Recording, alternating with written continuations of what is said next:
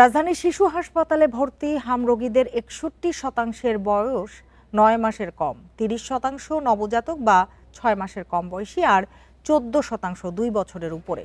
বিশেষজ্ঞরা বলছেন, পরিসংখ্যান না থাকলেও এদের বড় অংশ আক্রান্ত হচ্ছে অন্য রোগে হাসপাতালে চিকিৎসা নিতে এসে।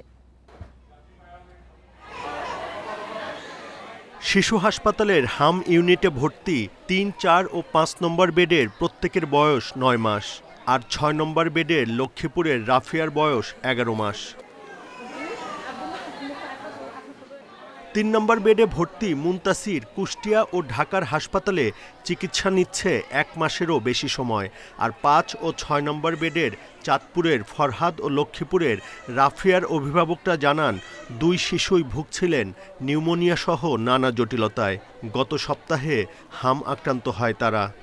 বুকের ভিতরে ইনফেকশন হয়ে আছে, ব্রেনের ভিতরে পানি জমে গেছে আর ইনফেকশন হয়ে আছে। মানে এই যে আগের থেকে একটু সুস্থ দেখতেছি। আর হাম হয়েছে, ওর হাম হয়েছে আপনার এই ৪ দিন হয়েছে। আর নিউমোনিয়া ছিল, ঠান্ডা ছিল, ভালো ছিল। আমরা আওয়ানোর পরে ৪ দিন ৫ দিন পরে ওর আবার হাম হয়েছে। হাম আনার কারণে আমার ঘরে এদিকে শিফট করে পাঠিয়ে দিচ্ছে। ৫ দিন পরে আবার জ্বর শুরু হয়েছে, জ্বর কাশি।